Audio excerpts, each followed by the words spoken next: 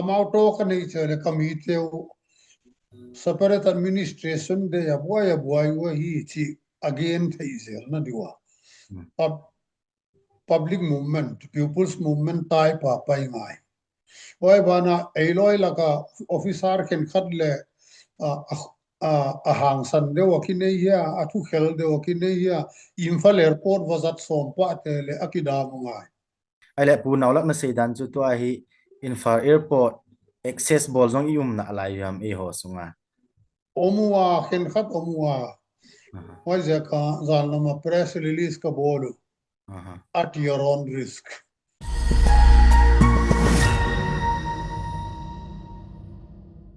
ama sa penen pat pa e piu patin ka thang ba en the bridge and ave zo si tunila a hin kheu pi diu hele pu Vumsuan Naulak tu le tu a Zomi Council chairman atu jing lai he en ama hi as a person na saying in milung len mi pha mi kita ta hi na nei ta self respecting person na he en masa penen aman apartment tam ta hin pi a the bridge a i movement to ki mat na ho lim khom pi thedinga apartment tam ta hin pi zin masa penen pu Vumsuan na chunga ki pa thu khain sen keima ka hi le kamin sang boy a hi en tu ni hla a ina ikho lim na di hi mai le gal hin nei wa pa na hi kum ni wal lang ahung hi ta tu ni chana hi slide the bridge a mi society wa lam kai za chum to jong discussion na ki nei jingen nang chu nong jaw kha hi in Zomi Council perspective jong mi pi hin a het no men zia chu tu ni hla a hi tua i movement dan le IDP so dan hen lang i political din munu hi Zomi Council perspective ma nei sei pi diventen i chu chu question and answer ai lut masangen ama sa penen pu Naulak nangen EPT Zomi Council chairman na hin tu dan chan hi story chom chanen a hen nai lo odingin iga sei pi lo chun ki pa amente ba ke nidangina 2023 apanina 2024 May khatan Manipur Tribal Forum Delhi convener in kanapang onpang sakwa waya tribe ting ki gom khomina tua Manipur boy na to kisaya separate administration demand na movement waimuna Delhi hi thai dan ina center government a pressure khong bolina akipanga wai hillamina Delhi na sep lunglu thwai ma hina pi abwai boy na chu inlam apana hoitaka activity hongom lo chianga Delhi en iwa mo khi chiangina a grassroot pe na akibi labdan hoi zo lo Delhi nasataka va project dichi lehi thei khollo hoi jakena in lama hoi dewina movement organize ni china ki pai hen la hele hointe Zomi Council bangleng hoi takin hong ki organize un lan chia chairman thak ki tel dilaya in lam va pai a mobilize de ka va pai le a huai mona uncontested a chairman va kai kha Kuchia yailama movement grassroots akibil up to ding chi alamkai amakai tu ding onna zangun tin tua Manipur kitang ha Delhi lama pen midang khota mo puang na pe hia Manipur ki station kai ta ve 2024 May 24 sa Charles Lata tua kum khalle akim chingsim simita yaitan khong a background omdani pathiarina bangyam khat illama panna de hon sakjok na khatom hinte chi kagin tak na mai wai gin na to ki pai hi ki pau me pu Naulak tu hin hi chan chu background e in tu a hi ma ba na hi kumni wal hi igalu hi kumni wal hong hitain tu ni chana hi Zomi Council in a role a play dan hello le hoi lai muna chu EPP a bolam ti ho chu mi pi te a henai lo ho ding in them khat highlight ne hin bol pi kin bo Zomi Council in a separate administration, demand for union territory, chia tuma MLA te to, SHU te to, CSO te to, decision ki ball pen. Hoi taka pai to zel na dia, support ki ball here. Contact take center government hitale, state government hitale, hiai separate administration non piaku angai. Ko Imphal Valley mi te to tengkhom thei ka hinon ta kayu chi stand ki gen den governor lamka hongjin chianga le ki gen prime minister lamka hongjin che le ki gen masang laya chu lamka hongphan wam le omlo minister hin kwa hi le athunei te lamka vel kang pok pi vel hongjin nuam le omlo wai zaka Zomi Council ina ei hi thei la omlo wa chin thum na bangleng ki organize zelin huchia kiai thu nei te hi ka home tar for non pilu ti ngai chi kha ki demanin tu tan tan a chu athu nei te ei lama hong pai zeluin hileleng I thu gen te hon ngai khin wam lo lampanga ompe nu boy boy kisa ko chi kar lak vela ei tribe te laka mani nomenclature pus nopna lam chiat de taka pan lagna ong tam chianga organization khata ki coordinate thailo dan ha ki om koma Zomi Council ngai dana chu unity of purpose a om ding il khati demand le I demand ki bang pe le a organization pen waki marzara waki coordinate vek lengai lo wa I om namun chiata le gen thai chi ngai dan ki nein center government in lang home la bang chu Zomi Council te na blueprint khathon bolwin lan hiai Manipur boy na bang chile chingfel thei di hia chi Zomi lamte na blueprint khathon submitun chi hon nge win 2024 October November vela hon nge tu hi in tua abuaya ki buai hita igen home chiang ala separate administration union territory with legislature Puducherry model hong kiti ai ziaka CSO leader tele koi ya agam tat da nu I et chianga I em pen parsu tak hi na hi achi kha doubt ki nei sim ai chu ai pen boy ma in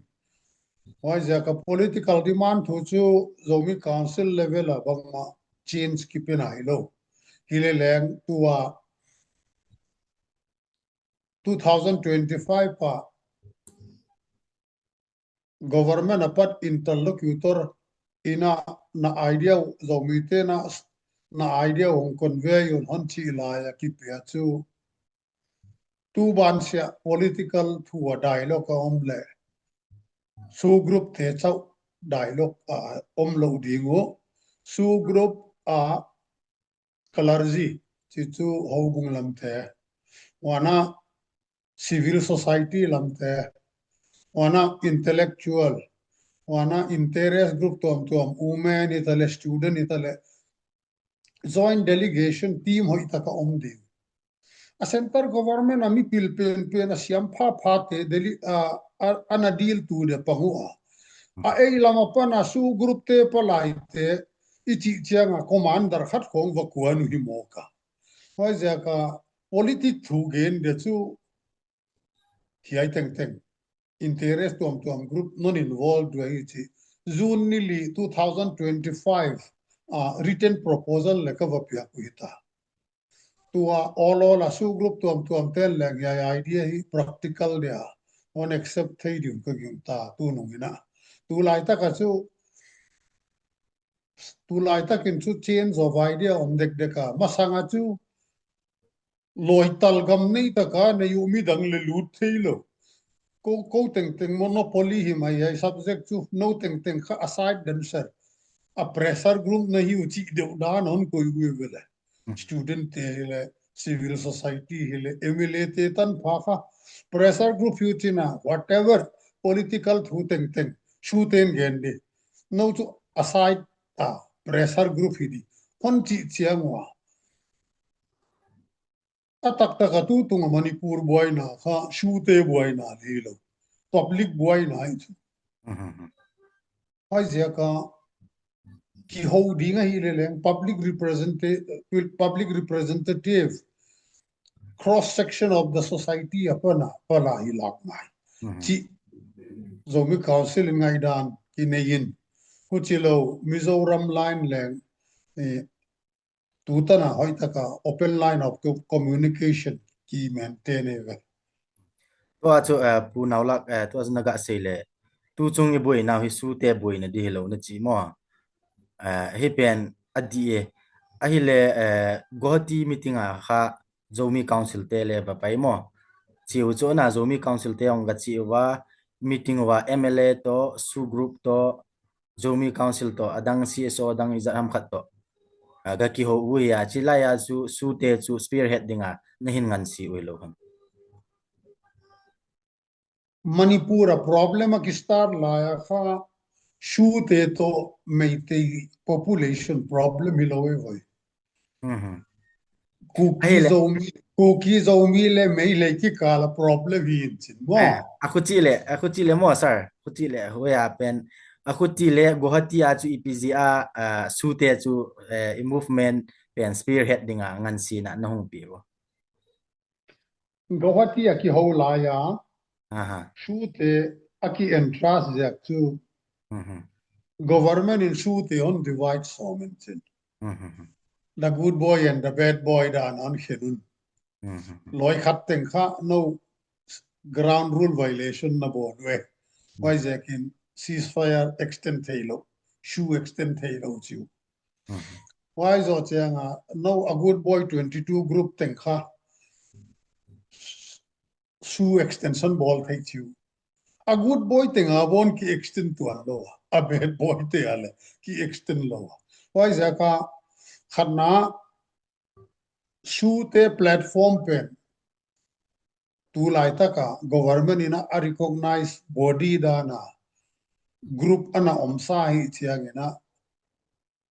revive potin himni chi idea ve ka asu pen kha ama a negotiating the level a chance ana pelo wai tak jaka shu group te negotiate to hand chin authorization ki bol le ama somehow ina ashu agreement pe on extend for lew why hit chiang ina a talk level pe na adang ten vakisoin le chi target nai chu ya ka Zomi Council in chu why purpose akikhen a step number 1 chu su extension aki materialize for them a second step chu political dialogue huna cross section of the society na involved hi wahi chi strategy dan hi why jaka entire political thu teng su te ma ina non handle diwa no ma ina a solution non bol diu chidana ki handle lo in sin political thu hon sai photun chi akipia ai hoidan ai set si atu ai le pu Naulak tu a hi su ten SO group 10 talks yang Bangladesh spearhead bolo alit na lai to hi political dialogue hung ki panding dan hi in imabano ba hi chi hi nang ma muda na I chan ei thu nun i to bang dem I lo hing na di dem nang ma ngai dan ni si pi politika chu a hi theilo lo ya ma jaka amite isinsiara pathiani non wazol le a hi theilo lo hile leng a sincerity sang ma aleng center government le state government a sincere lo lo ja kwa a victim dida na hon koi na kempe no boy boy lo ai sympathy ki mulo in chin athudana olmo takdana ki geno hileleng step alak te iet chianga imfala thousands in sangtam pi ki taisana waite bangleng aleikai million heksaku wai bana a in te bangleng eviction ki bollowa unauthorized occupation te bangle bang momlo mithat te leng wana lawlessness bolte le kuama action la omlo center government upon a CBI team so mong pai ri chu CBI team som ten bang bolwa CBI team som ki gen ban non lo NIA team khat le ni hong pai te na mi aman zeu zeu chi thuongi oi jaka center government in kha sincerity of purpose han nei le chu state government tu lai tak bang PR hiya bang tariam tak achievement ki muthei tua galvan sang gugwal arms ya state forces te armory apana looting ki bor lakhal le singa wal thau tang armory apana looting ki bor yai teng la ka sang ni le recover om nai lo oi jaka a center government a ruling party le guaita ai chu to kha popular ministry bolta leng kholaka arms and ammunition de taka tangwalte non toy du huchinwaya government ina bangchi control ta dichi popular ministry bangchu center lamaten lang gingta khollo tu ma ruling party te heutulian ongzin te bang inchu popular ministry reinstate popular ministry reinstall dichi bangchu som nai ma aloda na ki ge nu Jaka tuaha shoe group te agreement extension agreement on ball te ukipa waima main masanga khagu abol zelu tuakum khathon bolu ei pol bangyam zekai tianga nuam ki sabai loin chin tuale suon extension leo abana kem thak bol dito stipend aerial mu dito chi nong boy leo political thu ki lut man lo wa kum khathung be to zel di hi chi kha ei pen center government ina a political issue pe hon arzen tak hon olmo pilo all inong lunglel mai di hong veng thei mai di chi white and sea chi dan hon ko wa thei nga mo pai ja ka tu wa chu pressure bola ki organize dan khat inei ke le hi chi a om di chi me chi mok pen maba na dia hoi zo lo di hi go central government ye sang a pressure ha bol nga hi ai le pu Naulak to hi SO group so hi mi tampi in ta san lel na anein ama ho spearhead na ama ho lam kai na nuin ima zong ki mu punte chi ho hi mi tam ta lungge le hin ki lo thing zo punte ama ho chu SO agreement na ground rules ane hi ama chon dan in a kan wi hin ki phin thei lo hi ta pha na chon ama ho vai hom na nui ama ho lam kai na nui hin ki lo thing zo punte ti alungel ne hi tampi min hi chi nangman Zomi Council hi zong le nangma personal la hi zong le EPT ngai dan mu dan na ne ya ke mu dan chu government intelligence bureau ana sem ngai nga wai ja ka apatan khatana min mizo te government a talk de glai ceasefire on pot wai hita talk songom wai hita Mizoram state hu tong kipya Punjab puaya lang understanding khathon bolun memorandum of understanding wana asama bodogote ceasefire le karbi anglonga UPDS te mai zotia nidanga MC Hills tulaya dima hasaw waimuna DHD te ceasefire te handle kha kai IB kom laya ceasefire chu a process dana kini hi process ajakbel illegal arms kai khoma gamta pe upe chu unlawful activity pa mai oi jaka tu anamun muna mat zo kele kab lup the yong pa ile leng ceasefire ngi chianga ceasefire akine ijak thau ki khoma ana ki kai khom jak political aim kine ya hi china ya oi jaka interlocutor chi bang government nun se sak no chu mi non muang ke mok le ai an negotiator te shulama representative ten kha anetua ko hon suk le to zata khoi tham center government in leng serious dewa alag bi tham te team on constitute theule shu te na bang ma hi zo lo de vachi thei le hi lo hi ya kha amau chu athupi na lamule ome vai shu te kasi na ma de kasi chi da no hi ya ho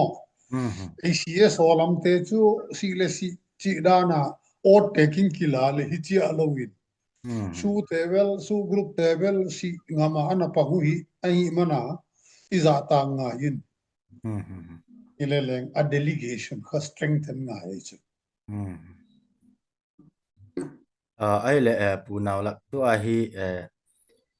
khat ga dong kit leng e chu su te to ki sai chu chilang chan chun ga nga len tu a hi MLA ini ho hi popular government chung thu a hi Manipur ha hi government hong ki form tale zawa phana sam zawlowa phana sam aji to nin sei tha pi vatel di to vatel lo di it et kak changa ministry azoin lo hoi zo vazoin leng council of minister am pulet paule pinem cha khak imphal le lu thi lo chi chu state minister while cabinet minister ya imphal le tung thi lo online khong a Delhi apan khong Guwahati apan khong pe wa duty perform while a ut te cabinet in an accept a ut lo te same sak lo hinala wa jaka join het lo dia hi ki the yen la hi le district tuama portfolio ki homina district administration te MLA te khuta ki report helna minister le hi tuan lo ina local administration chi khat strengthening bol leng chu hoi di ve ke yin tak danina ai le ji chu ai le tu a e hon SA movement e bol pe nu UT with legislature I thum pe nu hi chi momentum ti da chi a movement hi a hat thi na dinga hi EP Zomi Council perspective ba EP ki bol hen lang IT ki pan khom hen lang EP ki bol le hen talk si achi gangin solution hi va adem ti propose EP na ne yan pupils movement tai pa pai ngai shute wisdom hi ama e ya de thi roi lo ki gen khedele na expect lo di amount to ka nei chere committee separate administration de ya boy wa hi chi again thei zel na diwa public movement pupils movement tai pa pai ngai oi bana eiloi laka officer ken khatle a hang san de wakine ya athu khel de wakine ya Imphal airport wazat sompa tele akida mungai azyak chu Imphal facility de banga iwa avel khin nunga chu administration to wagain ngai lo a hwai Imphal facility ki pa pi va del ki suakta wai zaka hi thei zoma hen lai le Dimapur road bang le khak mi amai di hi zoma ke ngai dana chu ai le pu Naulak na sei dan chu to a hi infar airport access bol zong yum na lai yam e ho sunga omua khen khat omua wai zaka zan lama press release ka bolu at your own risk azak chu bangyam non tu asiak jenule na mi mal takamo na ki puak dingu azak bel government in assured security on pelo ana Imphal Valley a leader te to bang ma agreement ki bor lo wahi oi zaken yai helicopter lamka pana Imphal tan bo suk Imphal upon connecting flight other destinations into India yai na hi non kayun kichidani ko to de lo cái chân cái hết lúc này gì chân nè a copy detail kan xong chú hình độ đa riêng cái tiếng anh khá ai giống lệ mà anh giống anh za điều mà tin ai lệ tu hin unity chỉ năng na first time na lại hin chỉ bridge hi na hết team lo mai tin thêm chắc with your permission cả sailing the bridge te hin ai ho society society sunguwa organization khat ai lo le individual ke ka communication gap ji a ki het hil na ho hi su be na dinga hi discussion ki nei khoma lam kai chum invite ki bola chila ya hi virtual online hi jong le ta ki sei khom ji a discussion ki nei ji a ngai dan ho idea sharing ki bol ji na hin he chila ya ka tup thupi pe no chi le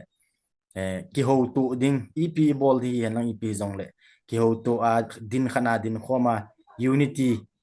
theina dinga chu ilunggel ngai dan ho sei khoma ki ho tu di hi ti che hi in ki ho tu chu che dung zui chen tu hin unity langa ana lut kit len e ho society a hi unity hi i tha subject mu danin kamu in ke mu danin azi chu to a hi zomi tia adu da boloi kuki tia adu da boloi hi chi hi a hi chula ami chu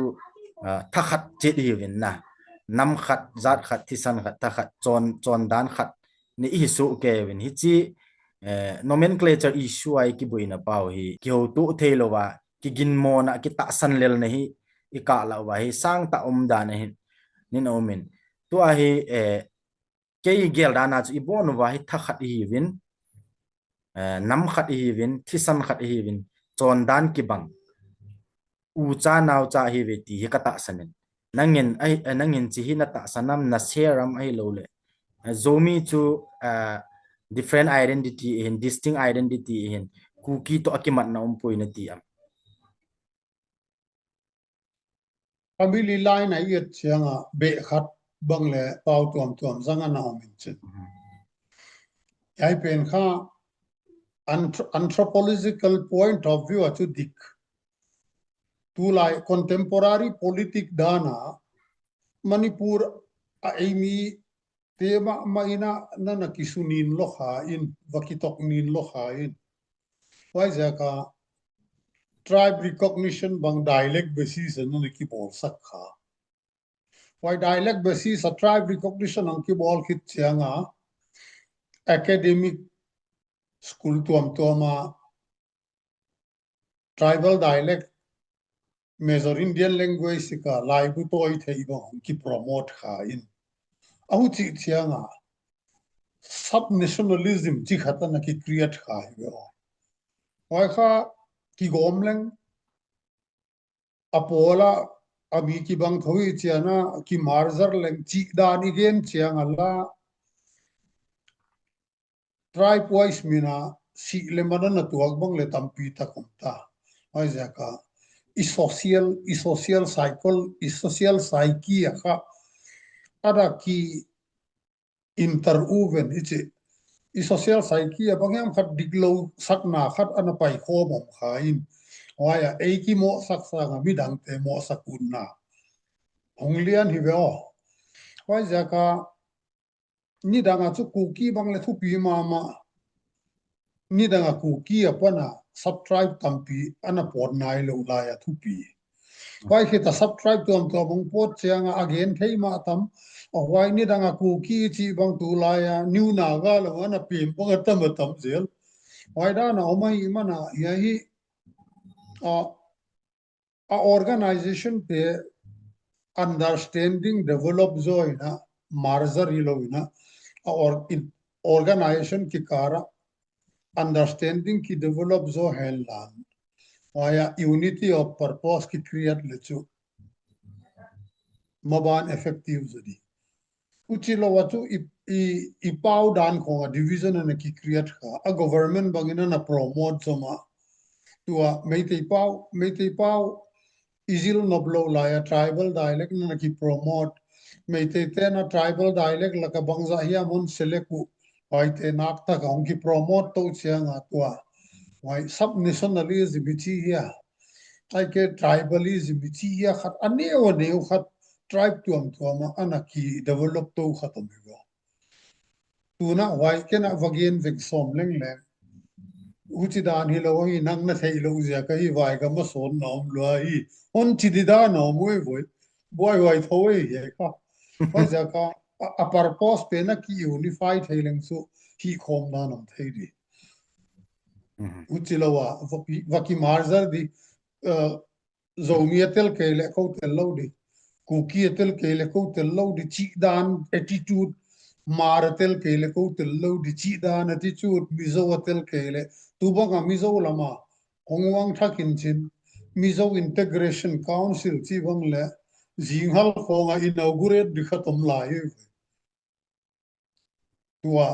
ena hoi tak lian pp gen lai tua mizo integration council mina another organization khatom pot non di why khi cha dang le khat bang pot thei lai ni why da nom tu lai ta ka zomi council ina zo united ki jite record teng bang ka maintain aso united ko ma unno lo on time mang san vi why da na omin division kha a division ni ball chiang bang a khen khat te a dia mavan huai zo popularity khang zo hi dia ma ucha aki unify theina point teng le lunglur zo lo sek dana om I hi chu in pi te kha kuki in pi marin pui zomi council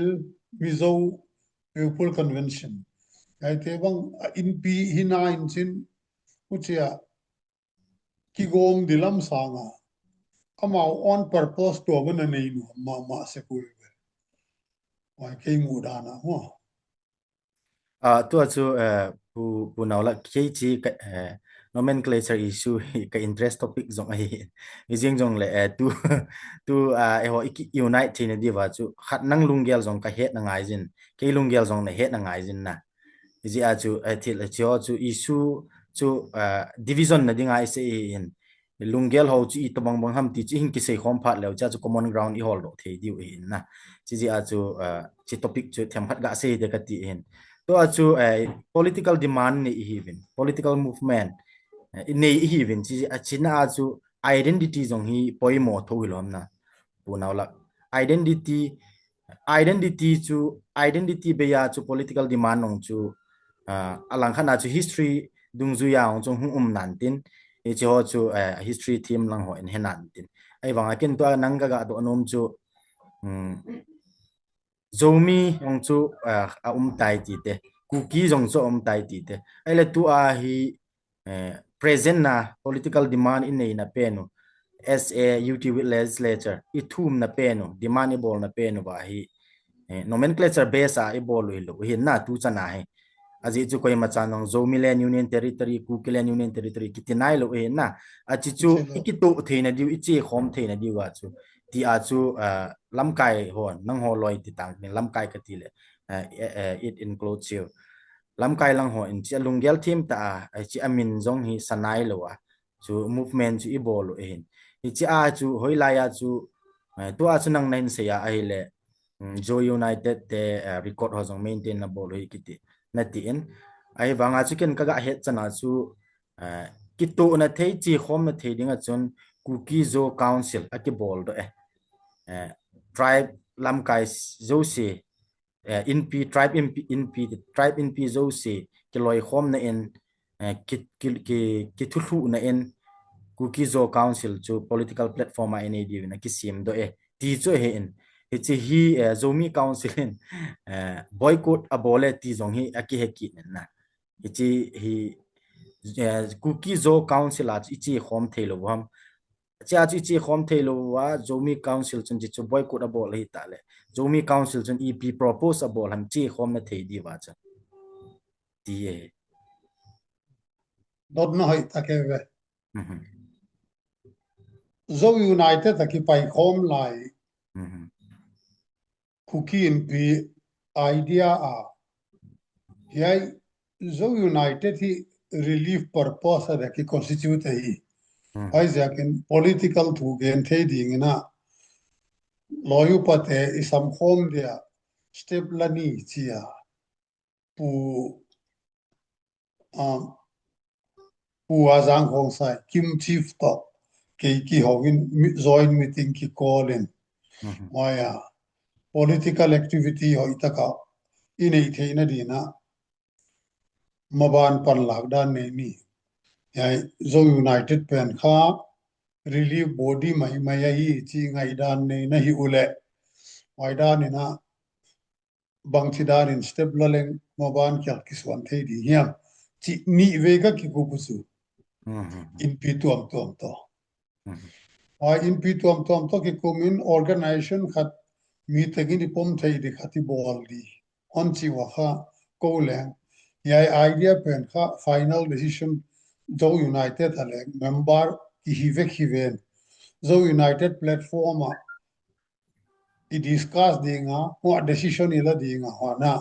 zeti we dissolve dia hutina organization thak bolni KZC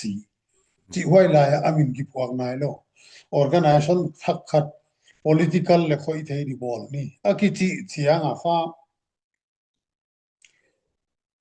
lomtena zeti platform wai va parshu unon lo chunchin zeti wa gen home de chi chianga zeti ulamtena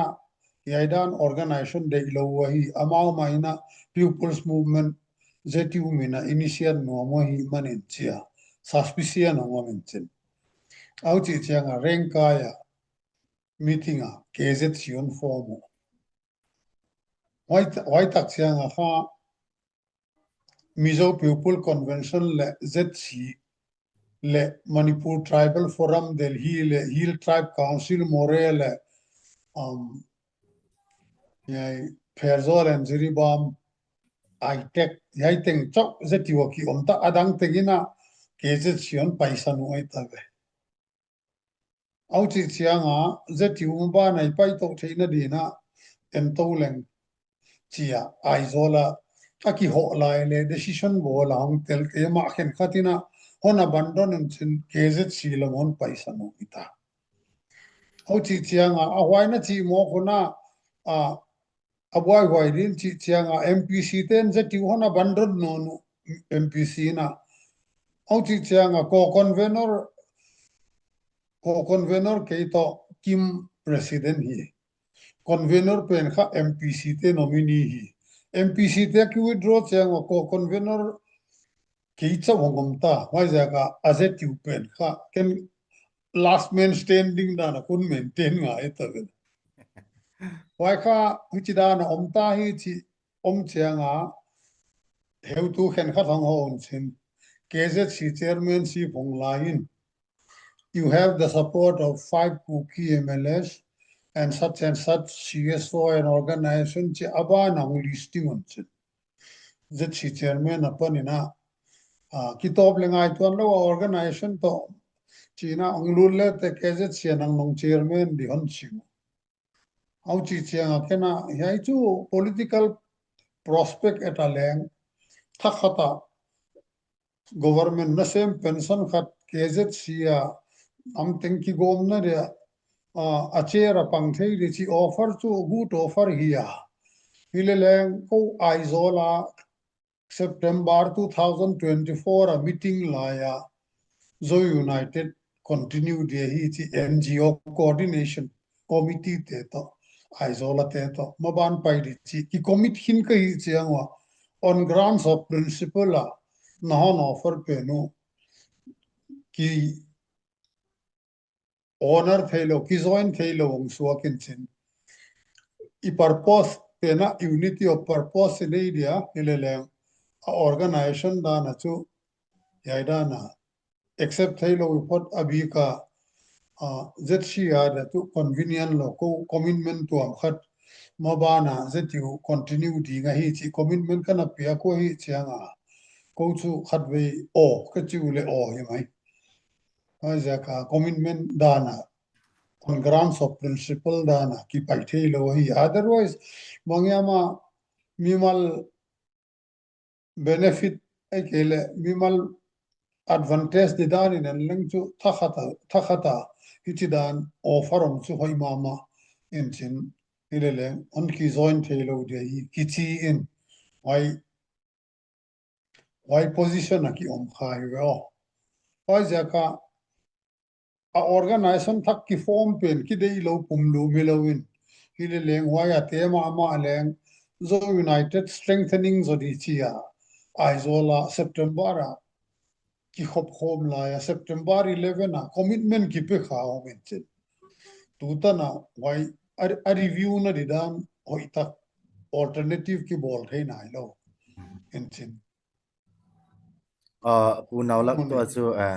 unity thina dinga chu cookie zo council ki sim a hin aban le cookie chu hi le zomi dinga chu danin chum danin na distinct identity danin zomi le cookie chu ki ikoya hi zong le ani gela chu acceptable term ringa chu zo ki hap hi in cookie zo ti le cha chu chi home the hin chana chu sacrifice ki bola unity de sa na ji a chu ki bola chi chu atam join accept ki bol he tan to hi zomi council boin accept a bol lo hi ti comment o men na ti ngai dan tam ta o men chu di ka sa na zong o men ken zong na aji chu to ai mar in pui hen lang adang EPP zong cookie zo council chu ki khai khom thia hi le cookie zo council la chu ki khai khoma cha chu movement I bol khoma hi le zomi nomenclature chu mangjing ding khat ham ai lo wa ai le EP pen ji a chu point wise an sei pi le channa cookie zo council chu EP pen ji a endorse na bol thilo ham ti chu point wise in chom cha khat nei ga sei pi number khan na chu tribe giatina common agreement khat bola zomi nomenclature zanga maban kalsuan khom di chi commitment khat anaki pe sa ome tribe giat tribe kwa atunga tribe kwa hi kom te kha ga la boy ka on join no tu tadia oi ka tribe giatina zomi nomenclature zanga waidana Indian politics hitale geopolitics hitale zomi dana ki tol di chi ana accept sa omiwe o wakha thakata ke ZC chairman kong kai chianga no kha a doctrine digloi waji theilo khat utana kumsom ni le kumsom thum dek tak waidana anaki toli ta mo kumsom thum vel waidana zomi chi anaki toli ta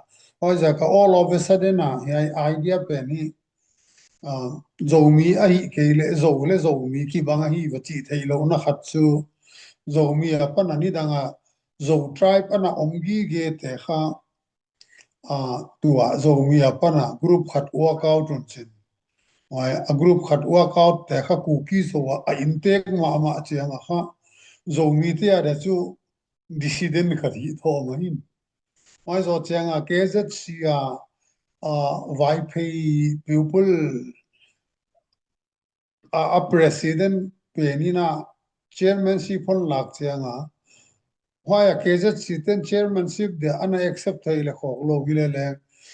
nidanga VPC pum pi kha zomi council a constituent member en chin to kha portion lian pi ma khat KZ silama paidek lawa amount tribe separate identity maintain this work out my KZC for form. Why zaga Zomi Council la dekha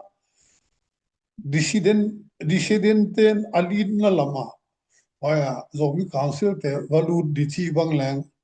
ken kha constituent tribe kan yatte la answerable hinga mo. Why zaga dissident no nang na valu te na chi. Why pride, false pride here, true pride here to take here. Pride to cut very few. Why have a negotiate take moglo, abandon take moglo, cut omin. Why bana geopolitic bangalang, bangtanhiama, who kill as of me bang to Koikuhiama, anakilang take a mokevele. Nidang peka Chin movement anakipat tung lai, why Mizo movement anakipat tung lai bangale. Cookie brain, Zomi brain ina naktaka. Aina ringwa ka na hiunsin hilelang nomenclature lama finally in Mizo ang paiswak thaya.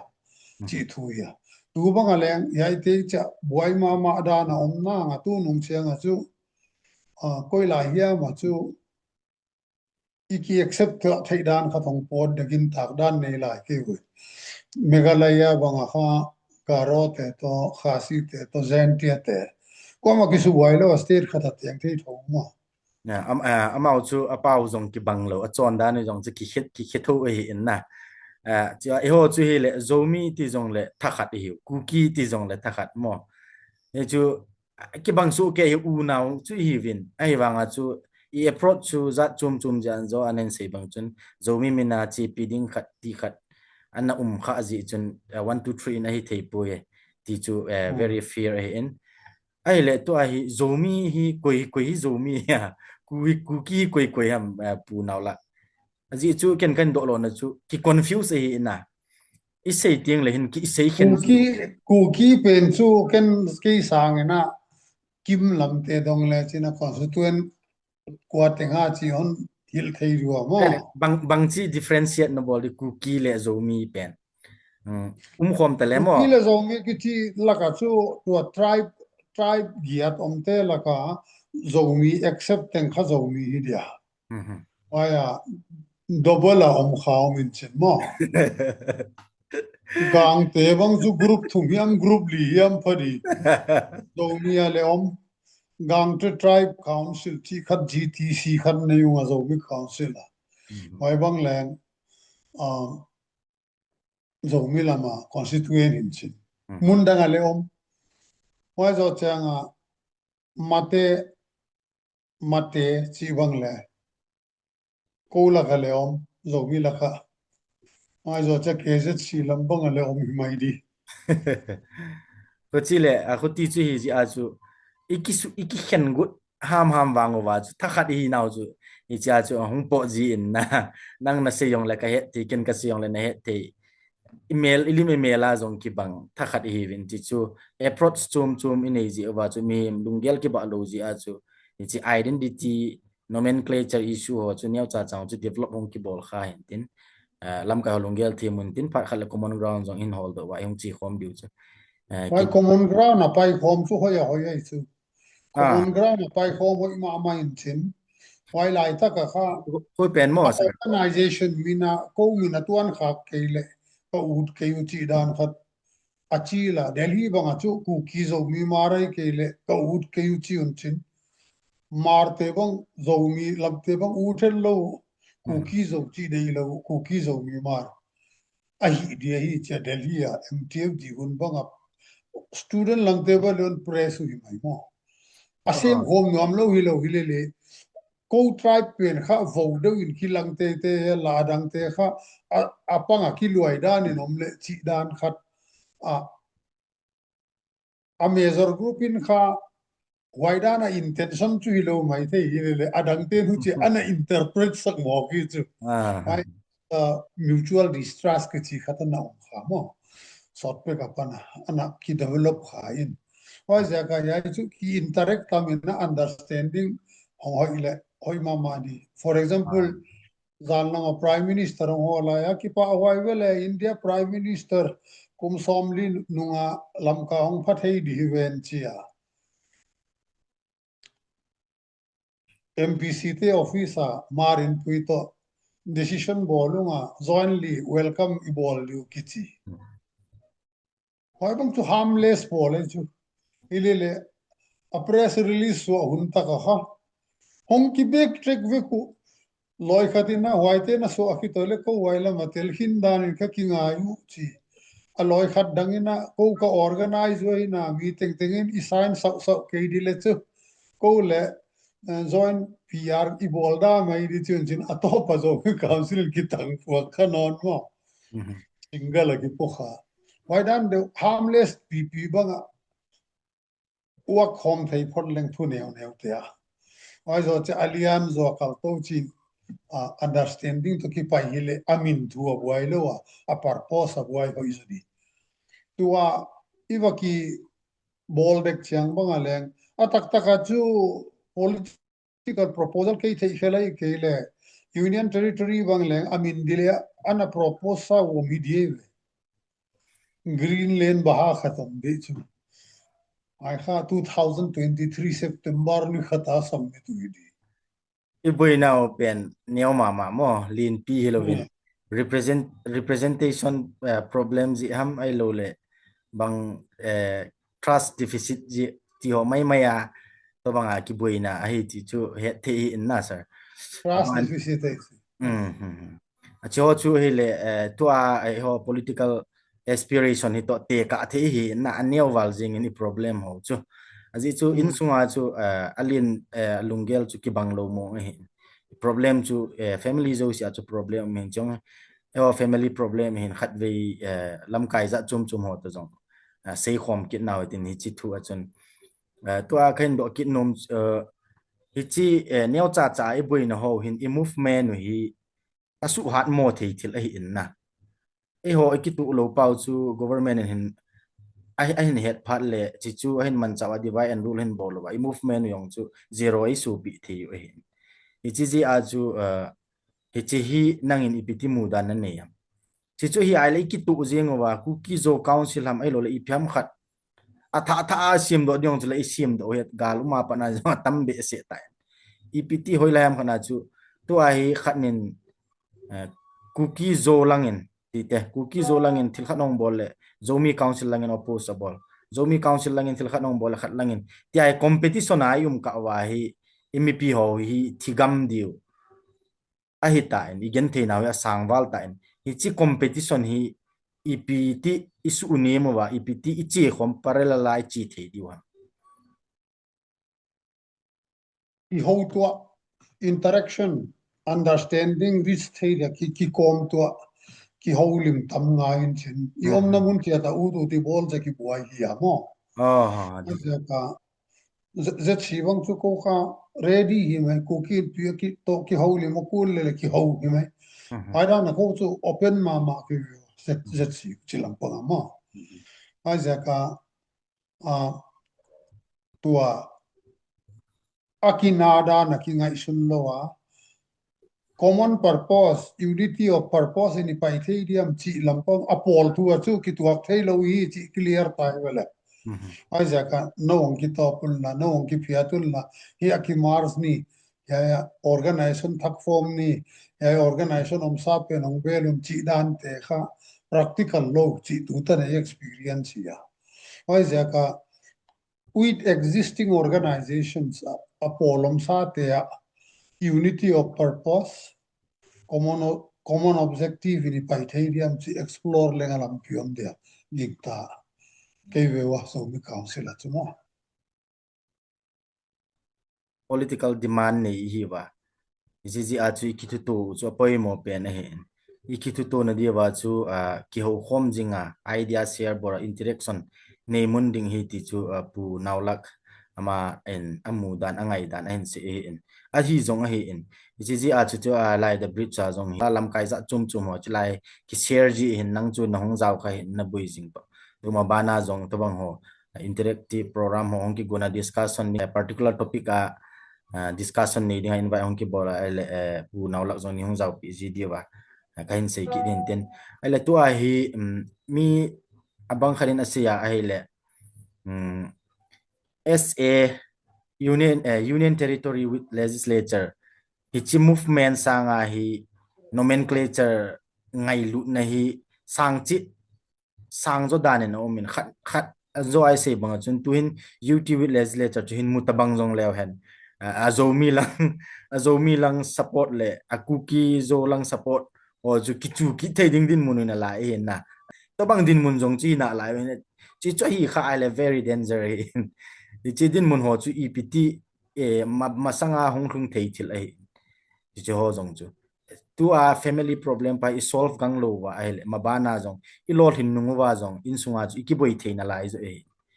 chi hi EPT hi chobang boina the ho EPT avoidable thei diwa punaula khoi mai communication line kha iki open ma ngai ki ho hi ngai wai iki communicate tam thianga idea ki mutu anga wai kha anaki banglo de om le ki nak le mon lo ki le mo ngai di situation itu ngai wai ja ka iki nak tam zo khoble thei luan le nei khollo hai sim phet put tha hat sim the thu ten i khotang te hon control de pilwang taka India gam khong hovel gam tuam khonga khang khe to the de ki puwa di hi ichi le tu tua heu tu level ina communication ho taka communication line open ai maintain a kucha unity of purpose ai pai di waida na ipai the ke level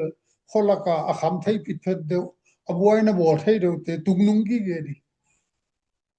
wai ka yai chance ipiak le igam khang har lo di wai sang na tua in pite lamkai te ki ho tamina uchina moban pai di dan gen khom leng khan to na di itoi lai te bang chidan in hi leng alapi hoizo aphatuam zo pai thei di yam chi te bang ki kupin nei leng ong a hoi lamong pod di go ki ei ilung sima ei community sung ki buai pi wai mi dang te khong soi selia mi dang te gen sia thiam kho ki bi la pi hi mok le tu nung chiang ala uti nur kele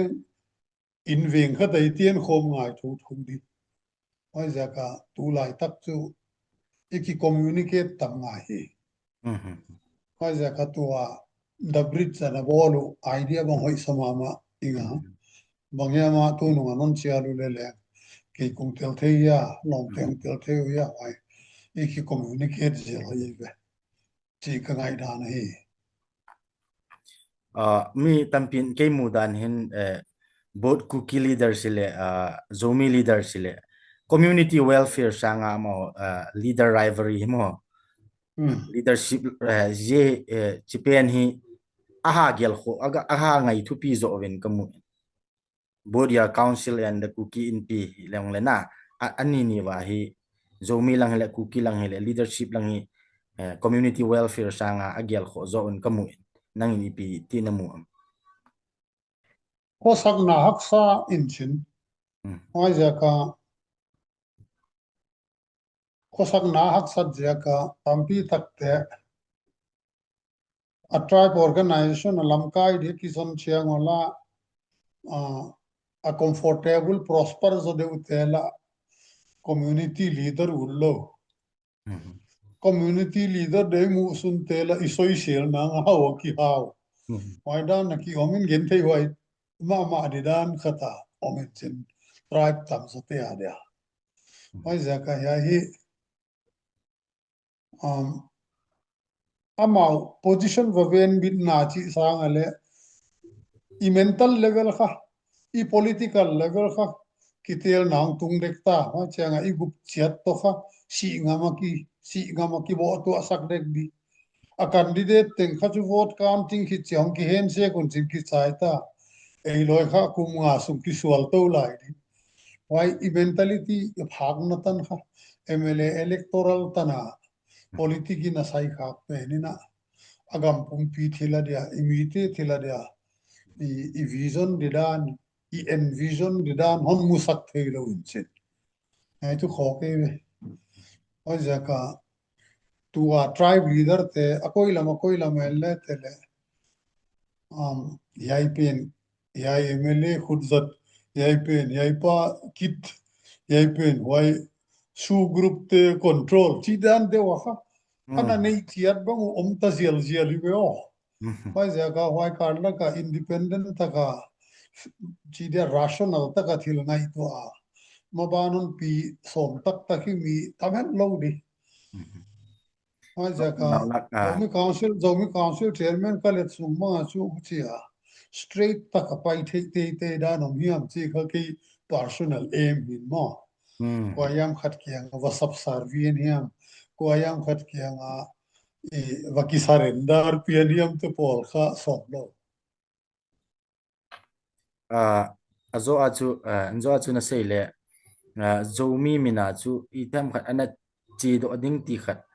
an kha ji chun 1 2 3 i macha chu ki bol thailo hi zo cookie zo council long chu ki endorse thailo hi na tin ken to khen rice nom chu manipur context ga sei le hen manipura chu major tribe thum omin naga cookie meitei ati jivin na hechi approach pen hi cha zomi pen hi chana relevancy ichana manipur context adinga hechi zomi India context adinga zong chi ichan gei ham recognize EP chan gei ham ti chu hello ke nong ka hello hi ji channa hello ho ding in nin se bi kin Zomi ki chi kha hiai Burma gama pana Burma gama pana China pana ang por kya ka Burma gam India yang lut ma Burma gam 18th century 17th century la ya pana chi tuam na thayu sukte chi bagale na thayu ile leng sukte hi na falam te hi na hiai te zang te hi na lam zang te hi na atuam mi tale hiai ten kha zomi chi pen common terminology ana po moi su I mi te na e hi na da na ana accept hi zomi kha wa ya pana ki pomin to India aleng ya hi athuda na zomi igama zogam zodon zotuisi chia ana ki zangkha agelina le khabu ana tam ke hin chia ya movement ong ki pat zomi movement ong ki pat thak kha political ideology da na ong ki pat khiak pen kha 1960s nu veli dingin hile leng a hi na pen a identity zomi hi chia ana ki pom na pen century wang chuna na hi tham ta hi china my political ideology ki chi kha ever changing kha na he chen to min bang lon he kun asam gam bang le hi tho mai zo chang mi zo chi bang le thu thak hi ni da lu sai ko na hi chen Waya mizo achi laiwa lu seite na ko mizo ka ithei diwa hiya achi au lo ja ko mizo chi ana gel laiwa abra ke ta eni lu sai tribe chi na gel wesu eni lu sai tribe chi akho no nga chu eni lu sai tribe kul nam sa wa mizo hi mai wele ana chi da khatu waida na tua ena a sort pe kapana British ten cookie che on samwahi Indian Bengali ten cookie che on samwahi che kha historically mi on sabdan pen anaki accept no a identity anaki po a hi na tatak pen zo mi na hi chu why original identity zo mi pen anaki adopt khak log ziaka ki why zato chu state government in like Manipur state government ban le recognize chen zominam ni chi kha Manipur government holiday bangale tuakta why zaka Kuate yam party khatiam kuate yam group khatina yai zomi chi pen kha non entity hi vachi na di sanom lo a government a state government ma bon in accepta to a US California banga zomi pau tia school atoy sakwe Why jaka ena hi na pen zomi pen ina claim lo jaka mina kuki pe wonti chin pe wonti why te kha ena ada na ina pom khak jaka barden ki nei why ana pom khalo te le hi allo da na ko khollo koddi ki kum to zel le ya kha abana huni nei do jana alai bu kho a background khong le ki gen ki de ya hoi pen mo pu Naulak hoi pen ke mu danen mo ami khat ami chu khat hi wa nomenclature ni chu adoptable gu no wa hele cha chu conflict ami chu la ki bang hingal nomenclature ni a chum chu mai chi gu tin le iki hop tu mo ji hin na hele hu a pen to a kan do pen chu Manipura zong zo mi nam ni ho zong chu state holiday hi a le recognize tina a hi na ti ham okay aban le India as a whole la chu zo mi yong chu i chan ham recognize ham zomi kha identity hin chin tribe hi lo mi khen kha thong pai un chin champaya mizoram champaya zomi recognized tribe hi en cha petition na kia ba go abang ki dei lo ajak tribe tuam te akigom khom na zomi hi ki chi hi ya chipen nong chu akil gop khom na zo mi pen nong chu om dan chu political demand nei dinga ai le min zong a het ngai ki he na pu Naulak HG a chu kain do kha en ken undermine bol na dinga ka do hi o chi chu nei ne them pe na tu ta na chu Delhi lamon invite chang ole zomi mina chu invite jalu acha why jaga home bang ma why jo chen national security advisor office bang why jo chen na Ministry of Tribal Affairs bang ale zomi banga chika this is a conglomeration of 9 recognized tribes in Manipur chidana right a conglomeration very fair identity bang chidia a combination in yai pen kha zomi is not a tribe chidan why dan in thai siam leng clear zo idea tu mo pu Naulak nang chu zomi zong hello cookie zong hello to chu nomenclature chu ni inei we ta chu mo zomi zong cookie zong ni inei ta ve hi chu cookie accept mo chu suboi po te zomi accept mo chu suboi po te chu nang propose he na ai la nang chu tu chu cái proposal lo ya kha ka chilan nang lunggel dan 1998 agreement ale written anu na ki gele chu chi zong le mai ta na very fair ken to ka ken do nom chu nang chu zomi zong hello cookie zong hello neutral in na tai tu hi Manipura e boina to kisai wa political demand ni UT legislature ithum na pen wa hi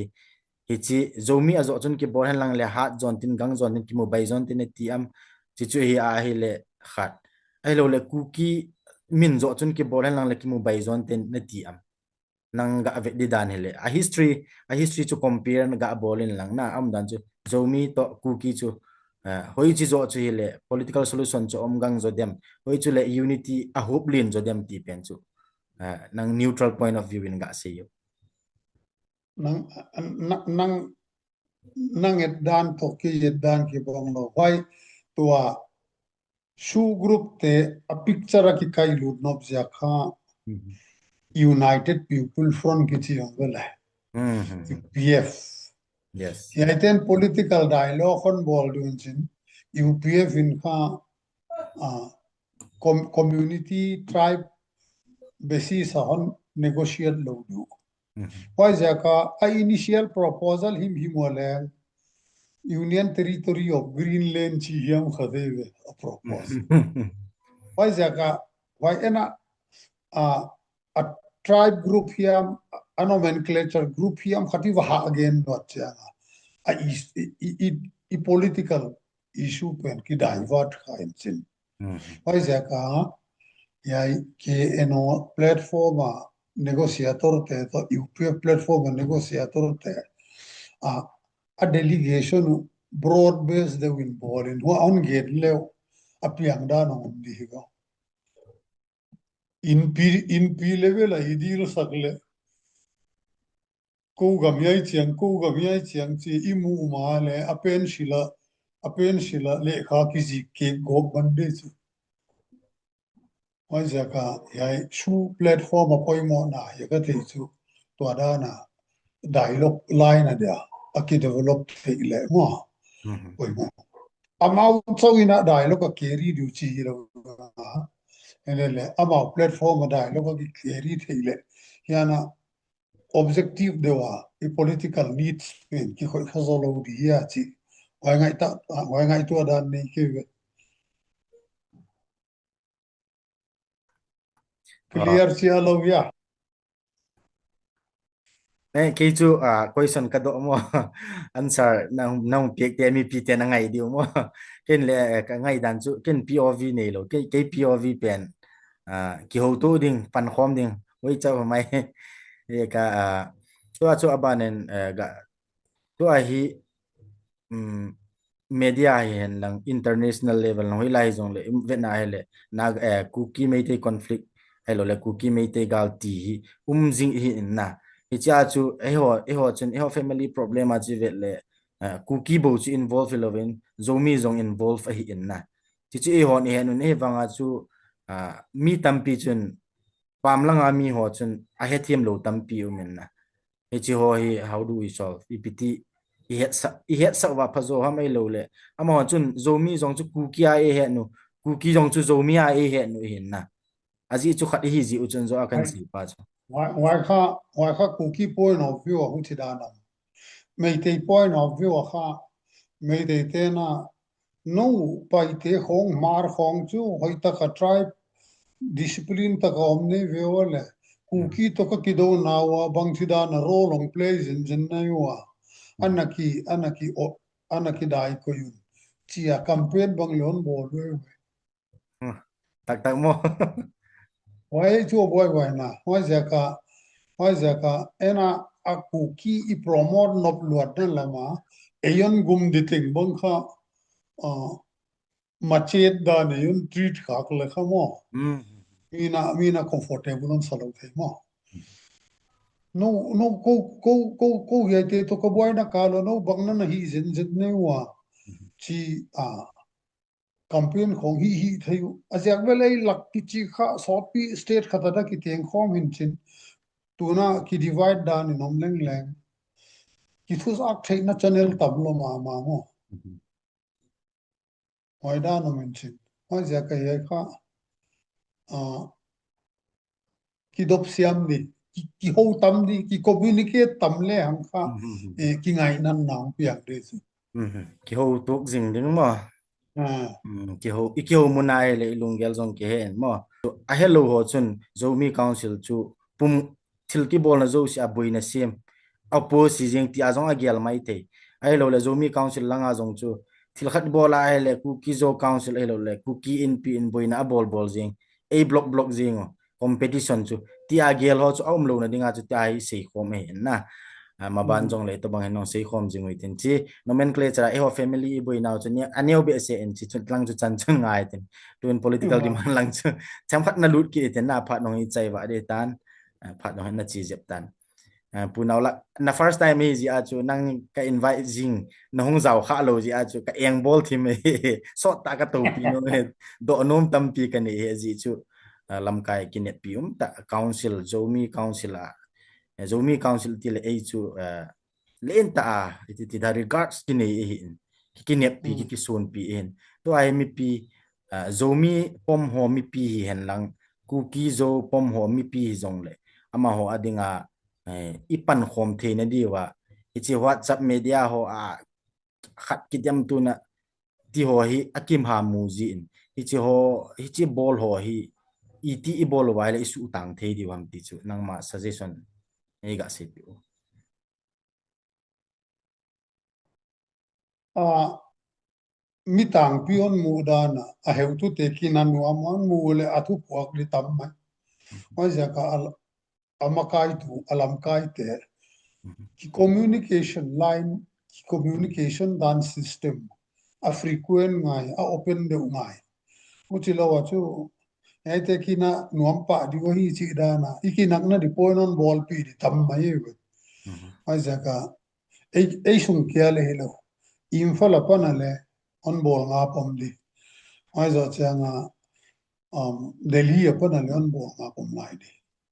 ai za ka ei sunga WhatsApp ten control hitaleng le WhatsApp akinang na ten control hitaleng le info la pan ang port depend Delhi la upon ang port di te Shillong upon Mumbai upon metro dang te upon ang port di te le control kha thei zok ton lo di ai za ka amakai te kha ikithu zak ngai apol ki gom sanga unity of purpose promote ngai chi eve ke view dan na mo very few by WhatsApp te khong tu che aman manina ku tu chat ki thop tu ada ne mo te issue ta ta kale ngai wai khol lo bi adi lam kasung hi gala mun chum chum ma mo dingai lam kasung news si bu nan hung ji na ji a chu chapang ho jong them khat hoi lai le koi chapang le aphalo hin aphalo chu zo mi e pon aphalo chu ku ki e pon na aphalo khat chu uma in society a chana mi hlom khat i jong lew hen nam khat hi ji uchun apha jong ding aphalo jong ding hin khat nen alungyal tu mo ni a thu khadong sei chu communal lai la pai ji pau jong hi bol po hitin aphalo dung zu ya deal hitin e cha chun nang hi chi ke khu chi ti ho chu sei dau tin bol da tau te ti chu anave zo si nami pi tiang khain tim ne hin tin pu Naulak message na bol nom ka hin do kha lo ik topic I cover lo o ma hele phat nen ni ti imi te le igama di olmo in nei pe uma phon le hang mani mimal am phat na te hiam ai ke le mani tribe nak pi ava promoter boy na zia ka vaki dom sang di chi te sang ha ya I boy na te subven di dan na longsim olmo na ni le hang chi kha a nangai he tu te kon ngen ma me ki pa omen na phat man tam ta nei pi win thu man tam ta dong nei se pi on Zomi Council aphapoi Zomi aphapoi tia anagyal mi tam pi ma jong le si video a ko na he lam kai pu Naulak Zomi Council chairman pathu se ya ko na he ep chu ep ham ti chu he thei di hin social media a message khat chapangol khat thu se ho ji a len pp a communal la wa bol ho chu chi video hen izanam khat solve ti kata sanin ka kinemen bridge the moto to breaking the barriers ahead and barriers tam pi tun la apu naw lang in break able pi zion ama chunga ke pa thu seven ma jong aton adam selentin ni bon chawin e society wa ki ngai lu ki lung sit na he umjing in tin pathenin pathei bu hana lung tu mu imol so ka seven pathenin edin pi jing han ti chu chaina ga se he ka ki pa e pu naw la okay